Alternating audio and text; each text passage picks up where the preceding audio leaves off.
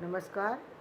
MHD 7 के अंतर्गत आज हम निष्पादक व्याकरण तथा स्वनिम विज्ञान के विषय में जानेंगे। कल हमने केवल स्वनिम विज्ञान के विषय में जाना था, उसके स्वनिम विज्ञान के सिद्धांत के विषय में जाना था।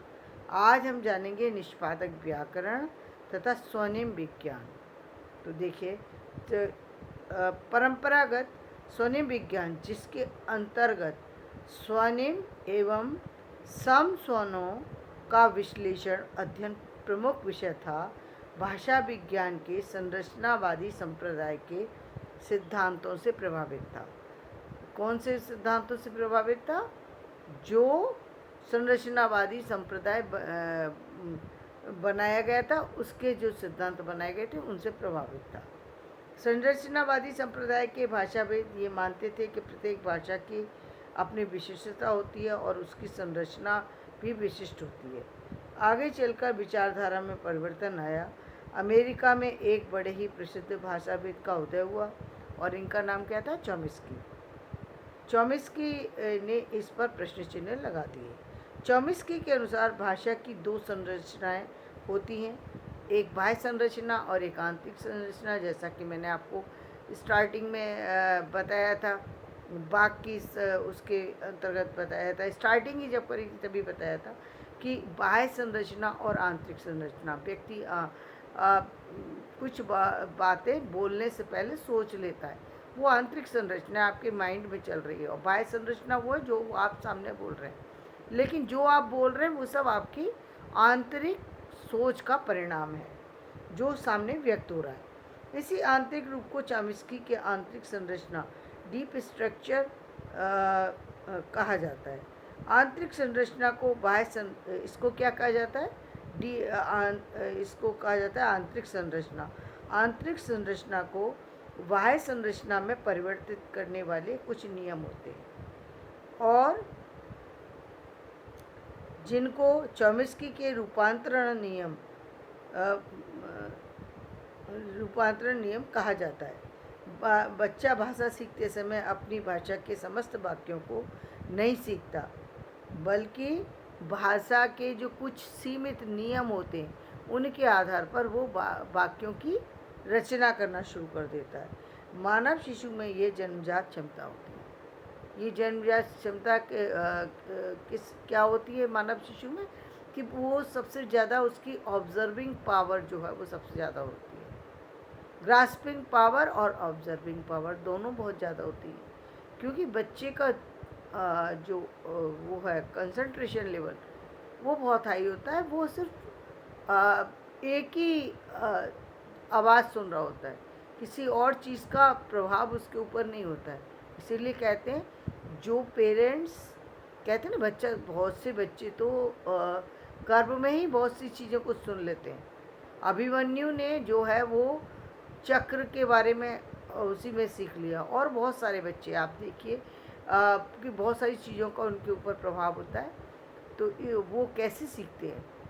वो बच्चे सीखते हैं जो मदर प्रेग्नेंट होती है और उसी में जो वो देख रही होती हैं, पढ़ रही होती हैं। इसीलिए कहते हैं कि ज़्यादा जब भी आप इस स्थिति में हो तो ये उन लोगों से दूर रहें, या ना तो आप खुद उस तरीके की बहुत ज़्यादा एक्साइटिंग और बहुत ज़्यादा चिड़चिड़े और नहीं होना चाहिए, ना ही ऐसे लोगों के को ज़्यादा संपर्क में होना चाहिए। मान लो परिवार के अंदर कुछ लोग ऐसे हैं जो लड़ने झगड़ने वाले हैं या जो इस तरह के, तो उन लोगों से थोड़ा बच करके रहिए ताकि आपके बच्चे के ऊपर उसके प्रभाव ना पड़े, क्योंकि वो प्रभाव पड़ते हैं। बच्चा जब जन्म लेता है तो उस पर वो प्रभाव आ जाते हैं। आप कहते हैं ये कैसे? हमने तो कभी ऐसा किया नहीं, ये पता नहीं बच्चा कैसे सिर फोड़ रहा है, बच्चा सिर फोड़ रहा है, कभी बाल नोच रहा है, कभी कुछ और ऐसी चीज़ें कर जाते हैं बच्चे। कभी अच्छी भी मतलब कोई बहुत अच्छी बात कर रहा है जो पूरे परिवार में कभी नहीं वो काम कर रहा है बच्चा। तो ये ऐसा कैसे हो गया? हमने तो ये किया नहीं, लेकिन ये बच्चा ऐसा कर रहा है। तो ऐसा इसलिए होता है क्योंकि वो बच्चा जो उसकी ग्रास्पिंग पावर है वो ज़्यादा है, और पेरेंट्स जो हैं जब इस स्थिति में होते हैं वो ध्यान नहीं देते, तो इसके कारण से ये चीज़ आ जाती है। तो आंतरिक उसके कारण से आंतरिक सोच भी पैदा होती है, क्योंकि सोच पैदा हुई तभी तो बच्चे ने आपकी चीज़ों को ऑब्जर्व किया। यदि ऑब्जर्व, इसका मतलब बच्चा ऑब्जर्व कर रहा है, इसका मतलब पूर्व जन्म से जो उसकी मेमोरी है वो बनी हुई है। उसमें कुछ बच्चे जन्म के बाद उनकी मेमोरी विकसित होती है और कुछ की जन्म से पहले ही हो जाती है मेमोरी विकसित। तो जो मेमोरी विकसित होना शुरू होने की चीज़ जो स्टार्टिंग से हो गई तो नेचुरली उस पर प्रभाव ज़्यादा पड़ेगा। और कई बार तो आपने ऐसा देखा होगा, ऐसे भी उदाहरण मिलते हैं कि जो पेरेंट्स तो बिल्कुल कुछ जानते ही नहीं है लेकिन बच्चा बहुत कुछ जानता है। ये कैसे होता है? ये होता है, कभी कहते हैं ना कि जब बच्चा गर्भ में हो तो आप बड़े किसी का लोग विवेकानंद का चित्र लगा लेते हैं, किसी का चित्र लगा लेते हैं, जो चाहते हैं वो लगा लेते हैं। और कभी कभी जो सामान्य परिवारों की जो ग्रामीण महिलाएं वो तो कुछ भी नहीं जानती, लेकिन कई बार उनको पता ही नहीं होता सामने वाला व्यक्ति बहुत प्रभावशाली है, वो वैसे ही सामान्य रूप से बैठी हुई हैं और कुछ देख रही हैं और वो व्यक्ति का प्रभाव उस पर पड़ रहा है, परिवार का ही व्यक्ति है, उसको उनको कोई पता नहीं है कि वो क्या कर रही हैं, वो कुछ जानती नहीं है, बिल्कुल अल्लड़ है। लेकिन सामने जो व्यक्ति है जो उस घर के सामने रहता है या उस घर का कोई रिश्तेदार है जिसका प्रभाव उस बच्चे में आ रहा है, या उसके सामने कोई ऐसा स्कूल है या कोई ऐसी चीज़ है जिसका प्रभाव उस बच्चे में आ रहा है, जिसके कारण से बच्चा जन्म लेते ही बहुत सारी सी प्रभावी चीज़ों को समझना शुरू कर देता है। तो ये थी हमारी आंतरिक सोच का परिणाम। ये आंतरिक सोच शुरू वहाँ से हुई।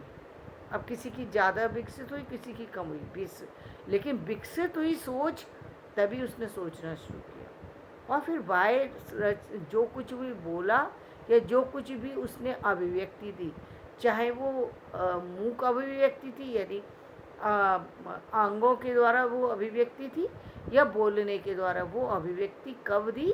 जब उसको उस चीज़ का एहसास हुआ। बच्चे को भूख का एहसास हुआ तो उसने रो करके अभिव्यक्ति दी। तो ये बाह्य अभिव्यक्ति सोच का परिणाम होती है। आगे चलें तो ये रूपांतरण निष्पादक पद्धति है। इसके बाद इस प्रकार के सिद्धांतों के अनुसार भाषा की बाह्य संरचना महत्वपूर्ण नहीं बल्कि महत्वपूर्ण है उसकी आंतरिक संरचना, रूपांतरण नियम जिसका संबंध मानव मस्तिष्क से होता है। आंतरिक संरचना को बाह्य संरचना में रूपांतरित करने वाले विभिन्न नियम एक साथ गुच्छ के रूप में तथा परस्पर एक निश्चित क्रम में कार्य करते हैं। उदाहरण के लिए, क्या मोहन बाजार नहीं जा रहा है? वाक्य की आंतरिक संरचना होगी मोहन बाजार जा रहा है, यानी उसके मन में ये चल रहा होगा मोहन बाजार जा रहा है। लेकिन अब सामने वाले से यदि उसे पूछना है या सामने वाले से नहीं, अपना ही बच्चा है तो और उससे कुछ काम निकलवाना है तो भी पूछें क्या मोहन बाजार नहीं जा रहा है? तो ये काम करवाने का तरीका है। तो बाह्य संरचना अलग हो सकती है और यह सामान्य भी हो सकती है, इससे ज़रूरी नहीं है इस तरीके से ही बोला जाए। लेकिन वो जो भी हम बोलते हैं, मुख्य बात कहने की ये कि जो भी हम बोलते हैं वो हमारी सोच का परिणाम है होगी तथा इस आंतरिक संरचना पर 3 नियम एक साथ लगेंगे। इस आंतरिक संरचना एक प्रश्नवाचक नियम होगा, एक निषेधवाची नियम होगा और एक वो होगा जिसमें है का लोप होगा। यानी कुछ वाक्य हम ऐसे बोलते हैं जो पूर्ण नहीं होते हैं। अपूर्ण वाक्यों में है नहीं लगता, कंप्लीट वाक्य नहीं है तो आप उसमें है नहीं लगेगा। जैसे कोई टॉपिक है तो हम है नहीं बोलेंगे, या कभी कभी हम कहें ऐसा क्या, अच्छा, तो हम जब इस तरह की अभिव्यक्ति देते हैं तो या किसी ने कहा हमसे सुन रहे हैं वो बाजार जा रहा है, हम अच्छा, हमने सामान्य बोल दिया, लेकिन ये अच्छा जो बोला था ना इसमें है नहीं है का लोप है। तो ऐसे जो वाक्य हम बोलते हैं अधूरे वाक्य जहाँ हम कंप्लीट नहीं करते, वो भी इसी हमारी आंतरिक सोच का परिणाम होता है जो बाहरी रूप में इस तरह से प्रकट होता है। तो आज हमने जाना निष्पादक व्याकरण। अब हम इसके आगे 2 कदम आगे चले जाते हैं। अब इसमें हम जानेंगे कि ये स्वनिम विज्ञान जो था, इसमें और इसमें थोड़ा सा और आगे चलते हैं। भाषा की आंतरिक संरचना या अमूर्त संरचना भाषा के प्रत्येक स्तर पर होगी, चाहे ये बाकी संरचना का स्तर हो या शब्दों के उच्चारण का स्तर। जैसे हिंदी में लड़का शब्द की अमूर्त आंतरिक संरचना लड़का होगी, और ये मानना होगा। डा व्यंजन के स्वरों के मध्य आने के कारण ड़ा में परिवर्तित हो गया। अब क्या इनका कहना क्या है कि डा जो है जब बीच में आया तो वो ड़ा में परिवर्तित हो गया अपने आप। मतलब जैसे डा और रा जो थे, जो शब्द डा और ढा, ढक्कन शब्द और डलिया शब्द, तो ये दोनों ही पहले लगते थे। डा और ढा दोनों का प्रयोग पहले होता है, लेकिन ये बीच में आने के कारण ड़ा और रा में बदल गई। कैसे? एक का हो गया पढ़ता है और एक हो गया वह बूंदें पड़ती हैं। तो एक बूंद पड़ती है और वह लड़का पढ़ता है, दोनों में फ़र्क हो गया जी। ये किसके कारण हुआ? जब स्वनिम विज्ञान सम स्वनिम में बदल जाता है तो ये परिवर्तन आ जाते हैं। सम मतलब एक दूसरे से जुड़ते हुए स्वर जब आ जाते हैं तो इस तरीके से परिवर्तन हो जाता है। कई बार ये स्वर समझ में नहीं आते और इसको अलग रूप में भी हम देखते हैं। तो ये हमने आज ये जाना।